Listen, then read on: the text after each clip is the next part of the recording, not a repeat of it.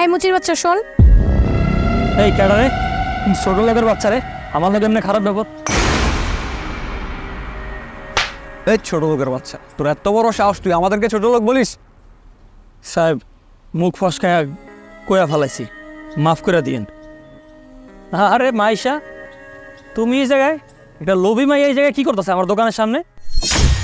শালা মুচির বাচ্চা, তুই আমার গার্লফ্রেন্ডকে ছোট লোক বলিস আর লোভী বলিস? তোকে তো আমি... আর সুমন দাঁড়াও, তুমি হয়তো এই মুচির বাচ্চাটাকে চিনতে পারোনি। তোমাকে বলেছিলাম না আমার একটা অতীত ছিল, আর আমার সেই অতীতের হাজবেন্ড ছিল এই মুচির বাচ্চাটা, এক্স হাজবেন্ড। ভাগ্যিস তোর মতো মুচির বাচ্চাকে আমি ছেড়ে গিয়েছিলাম, নাহলে এখনো তোর এই মুচিগিরি করেই খেতে হচ্ছে। এলাকার লোকজন আমাকে কিভাবে চিনতো যে আমি একটা মুচিওয়ালার বউ? ভাগ্যিস তোকে ছেড়ে দিয়েছিলাম, এখন তো আমাকে সবাই কোটিপতির গার্লফ্রেন্ড হিসেবে ছিল। এই আমার দোকানের হেনতে চলে যা, আমি তোর এই মুখ খান দেখবার চাই না। আমি একটা সময় গরিব আসছিলাম দেখা আমার তুই সাইরা গেছিলি গা, তোর আমি মন প্রাণ উজাড় করে ভালোবাসছিলাম। তুই তুই বিনিময় কি করছিলি? তুই দিচ্ছিস আমার ধোকা, তুই আমার হেনতে চলে যা। এই মুচির বাচ্চা, আমার গার্লফ্রেন্ড তোর সাথে যা করেছে একদম ভালো করেছে। আর তুই ভাবলি কেমনে তোর মতো একজন মুচির সাথে আমার গার্লফ্রেন্ড সংসার করবে? আর তোর সাথে তুই সংসারও করে, সে কি সমাজে মুখ দেখাতে পারবে? তুই তো নিজে থেকে একটু তাকিয়ে দেখ, তোর গা থেকে এরকম গন্ধ বেরোচ্ছে। আচ্ছা এক কাজ কর, আমার গার্লফ্রেন্ডের জুতোগুলো পরিষ্কার করে দে, আমরা এখান থেকে চলে যাই, আমাদের অনেক কাজ আছে।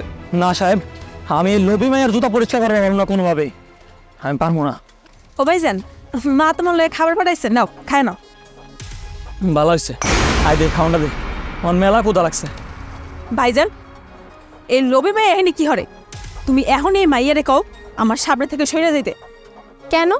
আমার চেহারা কি দেখতে তোর ভালো লাগছে না? মানে তোর মতো ফকিন্নি মার্কা চেহারা তো আমার না। আর একটা সময় যখন আমি তোর ভাইয়ের বউ ছিলাম তখন তো আমার চেহারা তোর প্রতিদিনই দেখতে হতো।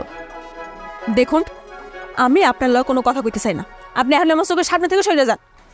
তা তো যাবই, তবে শোন, যাওয়ার আগে তোদের ভাই বোনকে একটা অ্যাডভাইস দিয়ে যাই ফ্রিতে, আপনজন ছিলি তো। একটা কথা কি শোন, তুই বরঞ্চ এক কাজ করিস, তোর মাকে গিয়ে বলবি যে তোর এই মুচিওয়ালা ভাইকে যেন একটা মুচির মেয়ে দেখে বিয়ে দিয়ে দেয়। তাহলে হবে কি জানিস, তোর সেই ভাইয়ের মুচিওয়ালা বউ আর তোর ভাই দুজন একসাথে মিলে কাজ করতে পারবে, অনেক টাকা ইনকাম করতে পারবে।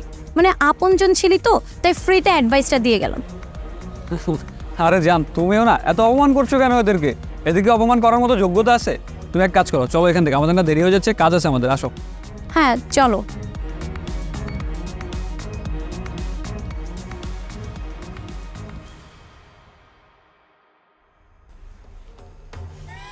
আমি লাগাই দিচ্ছি।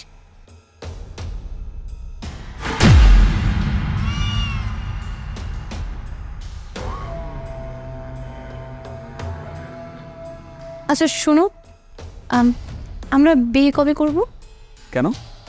কেন মানে? না আমরা বিয়ে করব না, এতদিন তো লুকিয়ে লুকিয়ে সম্পর্ক চালানো যায় না বলো? আর তাছাড়া আমি তো তোমাকে বিয়ে করার জন্য আমার আগের হাজব্যান্ডকে ছেড়ে চলে এসেছি, তুমি তো সবই জানো।